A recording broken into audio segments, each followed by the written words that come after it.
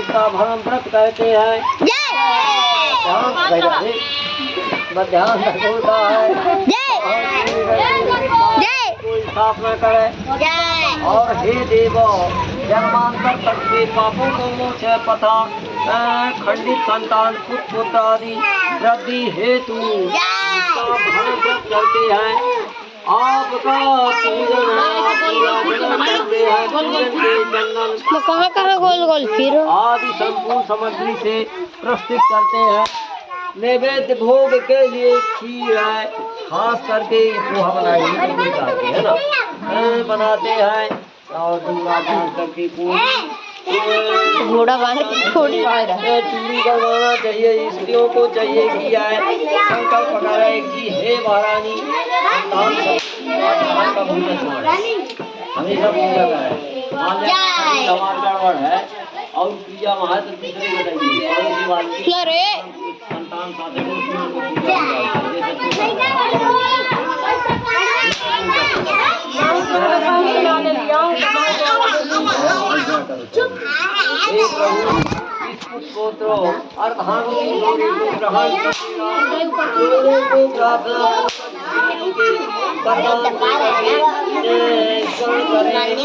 श्री कृष्ण भगवान राजा दृष्टि से ये प्रार्थना वर्णन करते हुए मेरे जन्म में पहले एक मुक्ताभरण है 9 ऋषि आए थे। मेरे माता पिता वसुदेवी देवी के विधि पूर्वक तब ऋषि अनेक कथाएं सुनने लगे। फिर देवकी ने तुम्हारे पुत्रों को जन्म से मरण डोरा, इस कारण तुम पुत्र शोक हो। इस दुख से मुक्ति पाने के लिए तुम मुक्ताभरण व्रत करो। जय श्री राजा नाम उसकी रानी चंद्रमुखी यह व्रत किया और उसके पुत्र नहीं मरे। वैसे यह व्रत शोक तुम्हें मुक्ताभरण कहते हैं। भाव से तुम्हें सुख प्राप्त होती है। हे देवी हे ब्राह्मण राजा नाम की रानी थी। रहा लड़का तुम्हारी मोबाइल के पीछे अच्छा लगा था हल्ला पे कर नाम का एक प्रतापी राजा हो गए। उस दिन तुम्हारी रानी का नाम चंद्रमुखी था। उसी नगर के एक ब्राह्मण रहता था। उसकी सर्वगुण स्त्री का नाम द्रौपदी था। जैसे तुम घर में आया चले जा तो घर में लगी कि ये को नहीं है अस्पसाना। लक्ष्मी यदि घर में एक दिन के चली गई तो उपास पर हो नहीं घर नहीं करने लगी। भोजन तो बात के बात आए। अब तुम है ऐसा लगे तो कितना डेरा है। लक्ष्मी आया रानी का चंद्रमुखी उसी नगर के विश्वगुप्त अनुपूर्वा है। महाराज का सुनने नहीं और जिधर से आएंगे भीड़ रहा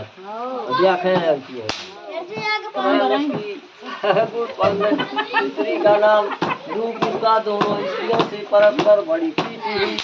एक दिन दोनों ने स्नान करने को गई। और बहुत सी स्त्रियां देखती रही। स्नान करने के बाद मंडप बना करके शिव जी का गंध अक्षत पुष्प आदि पूजा जब से पूजा करने घर को चलने लगी तब उस ब्राह्मणी के उनके पास जाकर के पूछा कि तुम किसका व्रत कर रहे हो। तब वो बोली कि मैं शंकर भगवान की पूजा कर रही हूँ। उसका डोरा बांध करके अपनी आत्मा स्त्री को अर्पण कर दिया। तपस्या यह किया कि हम लोग यह संकल्प किए हैं जब तक जिएंगे तब तक इस व्रत को करेंगे। क्योंकि पति संतान बढ़ाने वाला मुक्ताभरण सप्तमी होता है। उस दिन सौभाग्यवती व्रत को हम लोग करते हैं। स्त्रियों की बातें सुनकर के रानी उसकी सखी दोनों ने आजन्म सप्तमी व्रत करके संकल्प करके शिव जी के नाम से डोरा बांध लिया। परंतु बहुत पहचाने अपने किए हुए संकल्प को भूल गई। परिणाम यह हुआ कि जब रानी मरी तो बांधरी हुई। रानी जी जब मरी तो कहा भाई बांदरी जमा न राजा तो हाँ छान कपड़ा पवा थे मैं बांदरी हुई अब ब्राह्मण का है यही पा लिया पंडित का है मुर्गी कुछ है समय बाद है पशु शरीर त्याग करके पुनः वो मनुष्य योनि में आया जो गुर्गा बनता है गैया बनता वो मरने के बाद जो है क्या बनता है मनुष्य बनता है 84 करोड़ हुए आदमी जब भागे पर थे एक के बाद हम सम्मान कर अब मनाइए जो बाकी हम ना किरवा बनती रह रहा पुरोहित जन्म में रानी पुरोहित दोनों ने परस्पर प्रीति और भाव था उस व्रत के भूल जाने के कारण से रानी को मध्यवाक्यों को एक बहुत से एक गुंगा लड़का पैदा हुआ। अब जब गुंगा लड़का ठकुराइन गया ठाकुर साहब गुंगा लड़का पैदा हुआ क्योंकि वो संतान सत्यमुख हो कुछ दिन रहती थी पास फिर छोड़ देती थी। कर्ण के भूषण गर्भ में सुंदर और एक लोग 8 पुत्र पैदा हुए।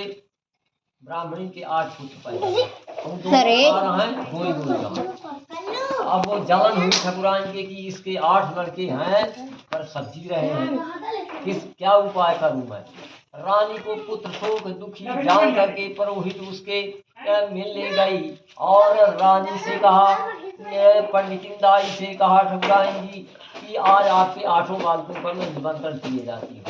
महाराज जी हम बुलाने आएंगे 1 बजे बुलाने गए और उनको 8 पुत्र के थाली लगा के जैसे खीर बना के जहर मिला दें 8 लड़के मर जाए।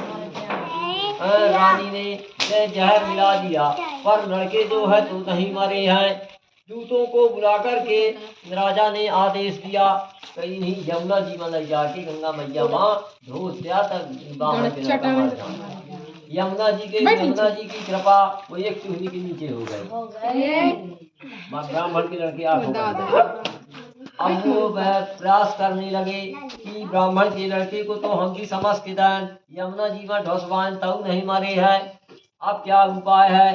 रानी के दूत वैसा किया परंतु व्रत आप ब्राह्मण के शरण में जाइए ब्राह्मणी के पाए पढ़िए पंडितिंदाई के वो उपाय बताएंगे महाराज तो बताएंगे ना। वो किले में गई और रानी साहब और ब्राह्मणी से पूछती भाई कि महारानी आप कैसे किए हैं। शिव जी का द्वारा बांध करके होता है तो वह खिलाने इच्छा अनुसार आप संतान साधने को वो करिएगा और अपने